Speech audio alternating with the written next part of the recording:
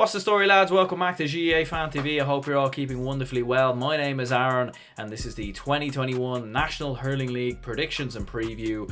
And I suppose first of all, look, listen, I'm absolutely delighted to have hurling and football back now in the next kind of couple of weeks. I mean, it's been a long couple of months, hasn't it? It felt like, between January up until now, there's just been so much going on behind the scenes in the GEA, and obviously, unfortunately, there's been nothing going on the pitch, and it's, we've seen just a lot of very bad things happen in sports this year, unfortunately, with the European Super League and celebrity boxing and just all this kind of crack that's going on. And you know what? Thank God that we have hurling and football back, because, to be talking about the games, to be previewing the games, analysing them, making videos on them, podcasts week after week discussing them, I'm just absolutely delighted. And if you're excited for this season's GEA football and hurling season, of course, do hit the like button, hit the subscribe button as well, because for a fact there's going to be a number of videos coming out, every day really between now and the next, well, not every day, but almost every day between now and, of course, when the GEA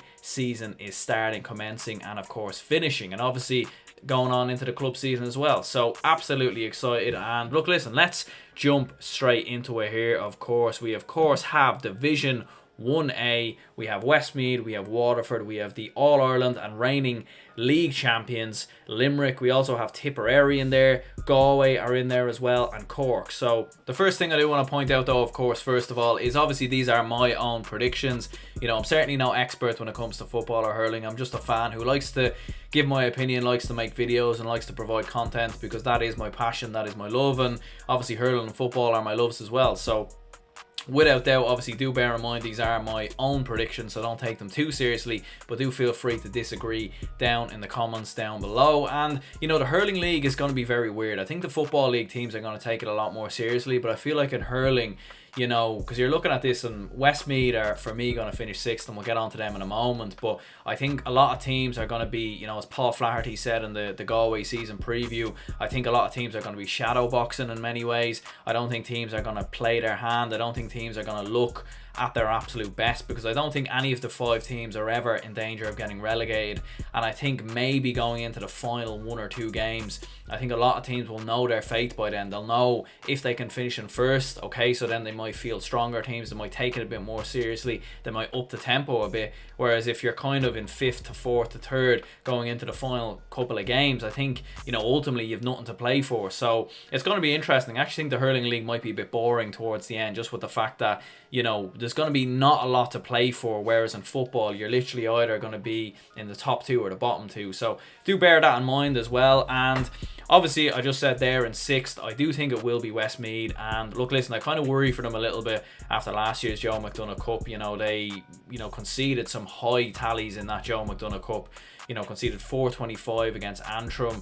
I think they conceded 219 against Kerry as well. And they just seem to have gotten worse from when they were in Division 1A last year.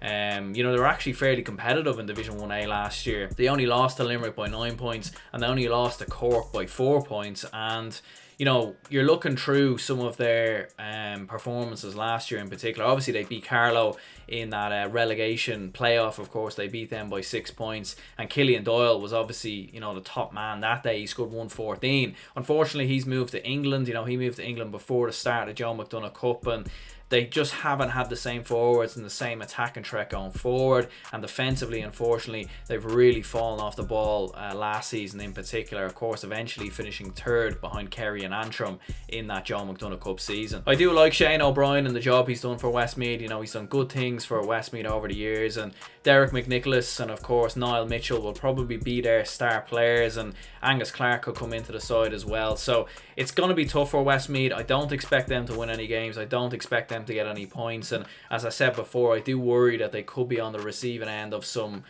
absolute hammerings. The only kind of blessing in disguise for them is maybe that the other sides above them might not take this as seriously, and that might spare them an absolute hammering. But to be honest with you, I see them finishing bottom, and whether they actually get relegated, because obviously they'll play a relegation playoff against the side finishing bottom of Division 1B. We'll get onto that in a moment. In 5th, I've gone for Cork, and look, listen, Cork is an interesting one altogether, because Cork could easily finish a lot higher in this group here, and they could, well, they're not going to finish lower, let's be honest, but they could finish a lot higher, and they could surprise a lot of people in the All-Ireland series this year, and that might surprise people watching this, because I know a lot of people have been quick to write Cork off in hurling in recent seasons. And look, listen, you know, Cork for me, with some of the fresh faces coming into that side this year, you know, they have a very good crop of players coming through at under 20 level at the moment. They won the Munster under 20 or Munster under 20 championship last year, not the All Ireland. Obviously the All Ireland didn't go ahead, we don't know what's going to happen with that yet, but certainly they showed some small signs of moving in the right direction. And you know, I think one thing in particular about sides in Munster is you can never really write them off. You know, if you write Waterford off, like last year they reached an All-Ireland final, people wrote Tip off in 2019, they won the All-Ireland. People wrote Limerick off as the worst side in the Munster Championship in 2018, and they went on to win the All-Ireland. So you know, when you write teams off, they have an awful habit of coming back. And Kieran Kingston, for me, there were certainly improvements with Cork last season. I think defensively, they actually done quite bright. I thought they done a brilliant job on Dublin in that game, of course, in the qualifiers. Eamon Dillon was very much marked out of the game. Mark Holman done a phenomenal job. And Declan Dalton looked quite bright against Tipperary. And, you know, they certainly do have some absolute all-stars in their team, like Patrick Horgan, for example, one of the best hurlers in the country. And looking at some of the other younger lads coming through at the minute, Alan Connolly looks like a talent. You've got Shane Barrett in there, Colin O'Brien, Shane O'Regan potentially as well. So a lot of talents maybe to come into this Cork side. I do expect them to change their team quite a bit throughout this league season, of course. So ultimately I've got them in 5th, but they could easily finish higher. And in 4th I've gone for Waterford, and that might surprise some people as well. Some people might have had Waterford a little bit higher. I think maybe for Waterford it could be a case of a second season syndrome, maybe for Liam Cahill, you know, obviously with Desi Hutchinson, Stephen Bennett, Calum Lyons. I feel like teams will be more adapted to their style of play. Like Waterford have definitely changed their style of play from the Derek McGrath years up until obviously now under Liam Cahill. And you know, they like to get the wing backs forward, and Austin Gleeson goes more centrally around midfield. So they do play quite differently to how they would have played, you know, in previous years. And I think they caught a lot of teams by surprise. Kilkenny, for example, Cork, for example. And I think in the league in particular there'll be a lot more teams kind of more adapted to Waterford, and that's ultimately why I've got them in 4th. Now obviously Pádraig Mahony could come back after a leg break. You've Irla Daly maybe to come in there as well. Obviously Tadhg de Burka got injured in the Limerick game, of course, in the All-Ireland final. I would expect Tadhg de Burka to be back, but maybe Irla Daly will see more game time from him as well. Michael Kiley could be another addition as well. He scored 2-2 against Tip in the under 20 championship. So there is some good players coming through there at the moment, but ultimately I think for Waterford I've got them in 4th.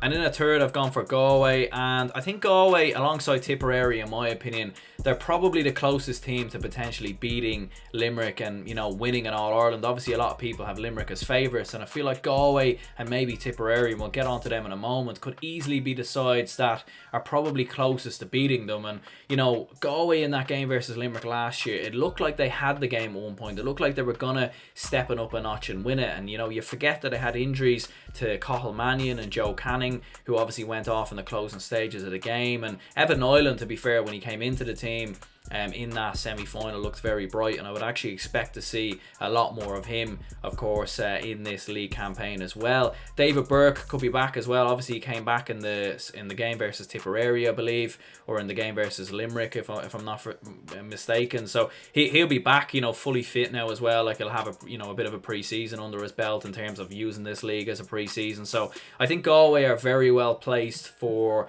the Leinster Championship. I tipped them very early on to win the Leinster Championship right now. In terms of the league, again, the reason why I've got them in 3rd is I think they'll make a couple of changes to their team. I think they'll, you know, try a couple of different things out. It's Shane O'Neill's 2nd year as well, so he'll want to make a few more changes. And yeah, I would expect a good couple of players coming through from under 20 level. Donal O'Shea could easily be one of them. Evan Nyland, like I said before. And of course, Joe Canning is going for the all-time scoring record as well. Of course, I think he's behind, is it Henry Shefflin, I believe, and I think he's like 110 or 111 behind. So he's going to want to start the league like a house on fire, and they play Westmeath in their opening game as well. Guaranteed victory, in my opinion, that for Galway.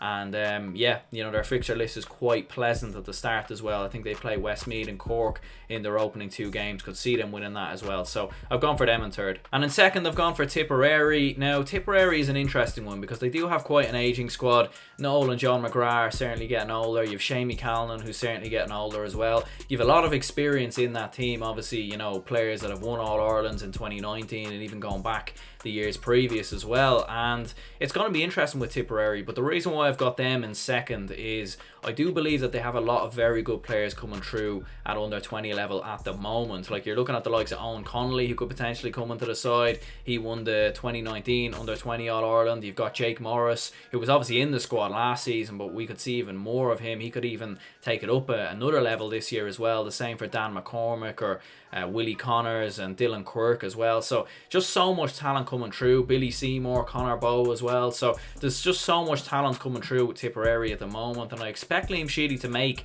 a lot of changes in this league season, and I think those players are going to start very, very well. I think those players are going to cause a lot of problems for teams. I think a lot of teams won't be adapted with Tipperary and with some of those young lads coming into the side. And I do think at the same time he'll want to get the best out of Shamey Callan, Noel and John McGrath as well, because we didn't see the best out of them last year, in my opinion. They looked burnt out. Maybe was it, you know, the fact that, you know, Noel and John McGrath are dual players playing in Tipperary and the club season worn them out. I'm not sure, but I do think Tipperary are going to be very close to beating Limerick in the championship this season as well. I'd put them and Galway very much on par in terms of being the closest teams to beating Limerick.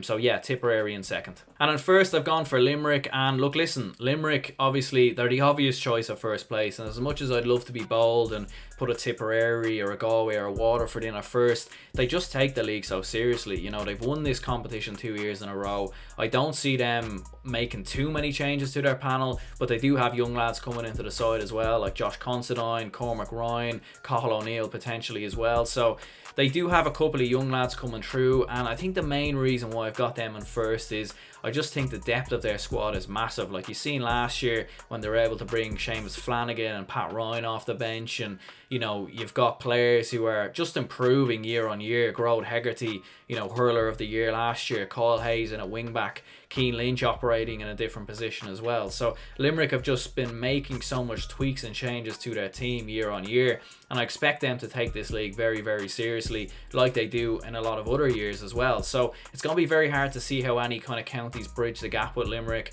winning it 2 years in a row. They're looking to become just the second team since the 1960s to win 3 National League titles in a row, and I just don't see how they won't win it, in my opinion. Look, listen, the All-Ireland is a different story. You know, we'll discuss that when the time comes around, but certainly at the moment for Limerick, I do expect them to finish in the first position. I just think they have way too much quality at this moment in time, and I think whilst Galway, Tipperary and even Waterford to a certain extent will be cropping and changing their teams and trying different things out, I think Limerick have the depth in their squad to be able to make changes and still win matches. We were seeing that last year with some of the changes that they were able to make with players coming off the bench. So I've got Limerick in the first position. It's going to be very hard to see who stops them in 2021. So Limerick in first. We'll move on to Division 1B, and we have Laois in at 6th. And obviously Seamus Cheddar Plunkett has come into the side off after the whole Eddie Brennan fiasco situation with Colin Parkinson, and they do have a good backroom team, to be fair. Laois, you know, you've got John Segru in there, you've got Francis Ford coming into the backroom team as well. And look, listen, it's a smart appointment by Laois because obviously Plunkett has been the manager before. He knows the players inside and out. You don't want to be changing, you know, it's kind of a good idea to bring a manager who knows the players previously, because obviously right now you can't be training, or well, you're not supposed to be training. Obviously by now you're allowed to train, but obviously, you know, during the whole lockdown you weren't supposed to be training. So Plunkett knows the players. He knows, you know, how to get the best out of them. He knows the likes of Patrick Purcell and Mark Kavanagh and Ross King and all these lads. So yeah, it's going to be very interesting with Laois, but ultimately I do fancy them finishing bottom. And in terms of the relegation playoff between them and Westmeath, I am going to go with Laois. I think they'll have a bit more than Westmeath. They have a bit more experience playing at this level, and obviously they, you know, are a Leinster championship team for now anyway. So Laois to win the relegation playoff, but still finish in 6th. And in 5th I've gone for Antrim, and look, listen, it's a big step up for Antrim this year. you know, Antrim could easily finish higher in the league in my opinion. You know, they're a type of team that could really cause a lot of shocks. When you look at some of the high scoring games that they had in the Joe McDonagh Cup last year, like what I was saying earlier, hitting 425 against Kerry, you know, it was going into the 30s and even higher at points, you know, in their Joe McDonagh Cup campaign. Like in those league games, they really finished top quite comfortably. They were beating teams very, very easily. And look, I know they didn't look great in the Joe McDonagh Cup final against Kerry, and obviously Donald O'Cusack came out and criticised them, and there was just a lot of unfair criticism aimed towards both the Antrim and Kerry hurlers. In my opinion, I think they have a lot of good players in that team. Obviously Neil McManus, you know, he's going to be fully back from injury. He obviously came off the bench, of course, in that Kerry game. You obviously have Conor McCann, who I've had on the podcast as well. You know, do check that out if you haven't already. And there'll be a playlist, of course, to all my podcasts, and you'll see one there with Conor McCann. And, you know, he obviously talked a lot about a lot of the young lads coming through, a lot of the initiatives, and certainly Niall McKenna is another player as well. So I think Antrim could cause a lot of shocks, but I do think ultimately why I've got them in 5th below the likes of Wexford and Dublin is because this is a big step up, and it will be different for them coming up against the likes of your Clares and your Wexfords and so on. So Antrim in 5th. In 4th, I've gone for Wexford, and it might surprise people that I've got Wexford in 4th, but like what I said before, I expect there to be a lot of changes in the league, teams trying different things out, and I just expect there to be a lot of changes within that panel in Wexford. You know, I've seen Davy Fitz talk on numerous occasions about how, you know, in the panel, all the players need to be on the same page and everyone needs to have the same vision, and etc, etc. And I just didn't see that at all last year against Clare when they got beat, and obviously against Galway as well. And it wasn't just the fact that they got beat, like they absolutely limped out. And to be honest with you, I do expect this to be the last year for Davy Fitz to be in charge of Wexford. You know, he's hinted about leaving before. There was talks about him going to Galway a few years ago, and he said last year that he would leave if the players wanted to. So I kind of do worry a bit for Wexford. It could be a very bad year. At the same time, they could easily bounce back. You know, we've seen in 2019 when people wrote them off, they went on to win the Leinster Championship. So they're one of those teams that it's interesting to see. And obviously you've no Paddy Foley, he's opted out. And obviously Rory McDonald, Lee Chin, Conor McDonald, I meant to say Rory O'Connor, Conor McDonald, they always mix them up. But yeah, them two, certainly, they're going to be two players definitely to watch out for. And Ross Banville could come into the side as well, done a great job with Shell Maliers, of course, in the Wexford County final last year, and he was part of the crop in 2019 for Wexford, of course, that won the 2019 Leinster title, the minor Leinster title that year as well. So plenty of players coming through. Richie Lawler maybe another as well. So it's going to be interesting to see what happens with Wexford, but I do fancy them to finish 4th. I think they'll make a couple of changes in their team as well. And in 3rd, I've gone for Dublin, and this might surprise people again. And look, listen, I am a Dublin fan, and you can probably tell that by my accent, and obviously regular viewers of the channel will very much know that. And yeah, Dublin could easily finish higher or lower. Like it's a hard one to call, and ultimately why I've got them in 3rd is because they do tend to take the league a lot more seriously than maybe some of the other teams. 2 years ago, Dublin actually finished 1st in Division 1B. Ultimately, they didn't win the league that year, obviously, but they did finish 1st in their group. So they do have the potential to cause a couple of shocks, and they could even finish higher.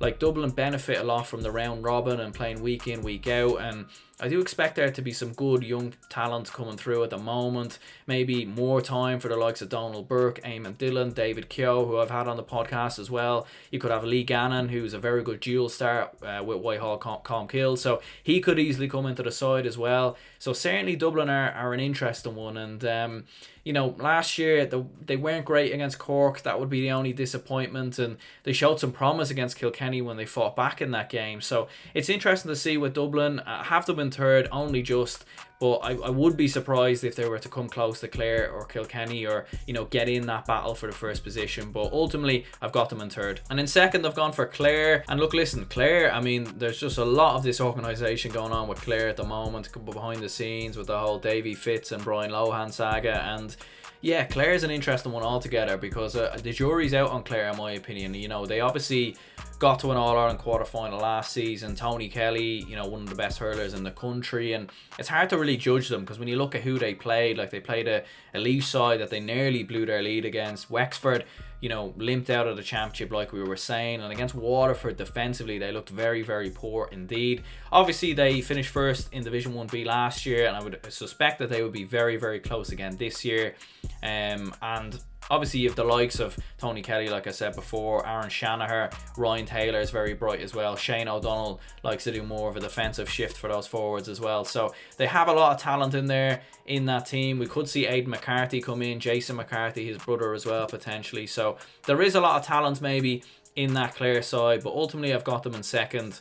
I just think Kilkenny will just about pip them in first, but Clare still going to be thereabouts in the Munster Championship without doubt, and obviously in the league as well, but I've got them in second. And in first I've gone for Kilkenny. Yeah, Kilkenny's an interesting one. I'm not one of these that always buys into Kilkenny being the best team in the country just because they're Kilkenny and just because they've a rich history of winning leagues and winning championships and everything else, but you are looking at it and I'm just thinking, like, I'm looking at the other teams in this group and I just think Kilkenny will just have more than some of the other sides. You have a lot more of that under 21 2017 All-Ireland crop coming into that side. You have the likes of Billy Ryan, John Donnelly, Liam Blanchfield, who all very much stuck their claim in that side last year. And obviously Owen Cody, Young Hurler of the Year, very, very bright. TJ Reid, a bit like when we were speaking about Patrick Horgan earlier, TJ Reid is their own version of Patrick Horgan, if you like he's an exceptional hurler, one of the best in the country, has the potential to be Hurler of the Year in 2021 without doubt. You've Martin Keown, who looked quite impressive at times last year as well. We could see Niall Brazil and Owen Guilfoyle come in there, so I expect that Kilkenny will make a couple of changes, but ultimately why I've got them in first is that I do think that Brian Cody will take the league a bit more seriously, just with the fact that, of course, it could be his last year. It could be his last year, and I think he's going to want to go out on the biggest high possible. He's going to want to take the league seriously, take the Leinster seriously, and take the league seriously. And I think that's why they will play Limerick in that final. Ultimately, though, I don't think they'll beat Limerick in that final. I just think Limerick will have too much. And I think Limerick will be buoyed up with the fact that it'll be the first time these two sides have played each other, of course, since that 2019 semi-final where Kilkenny beat them quite controversially, if everyone remembers. So, yeah, I do think Limerick will win the league. I think Kilkenny will certainly push them and be thereabouts. But ultimately, Limerick will win the league. Division 2A, you've got Carlow, Kerry, Wicklow, Down, Meath and Offaly. We're going to whiz through this one very quickly. I think Carlow will get promoted. Tom O'Lally's come into the side as manager. I think they kind of just ran out of steam under Colin Bonner last year. And I think, with Marty Kavanagh in there, one of the best hurlers in the country without doubt, I suspect that Carlow will really want to bounce back from last year.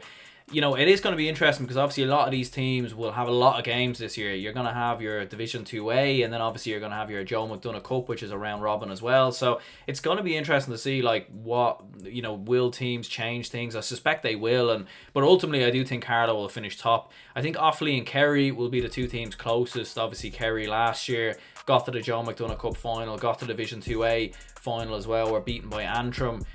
So it's going to be interesting to see what happens there with Kerry. You've got players like Shane Conway and Mikey Boyle, who I've had on the podcast as well. So yeah, I'm going to go with Offaly in second ultimately though. And listen, I'm not one of these that kind of believes, a bit like Kilkenny as well, where people think Offaly are a brilliant hurling team just because they have a rich history. They're in third tier hurling for a reason, and it's because they haven't been good enough in the past couple of seasons. And Liam Langton and Owen Cahill, usually they're top players over the past few years. Cahill Kiley could be a real star coming into that team. So I've got them in second and Kerry in third. I think a bit like Waterford, I think a lot of teams will figure Kerry out, and that's the reason why I've gone for them in third. In fourth, I've gone for Down. Down obviously have the likes of Dahi Sands and Cahill Freeman, Shane Boland in there. And listen, they beat Offaly obviously in that relegation playoff, or not the relegation playoff, sorry, the Christie Ring semi-final, and look quite impressive against Kildare in some ways as well in that Christie Ring final, but ultimately Kildare just had a bit much.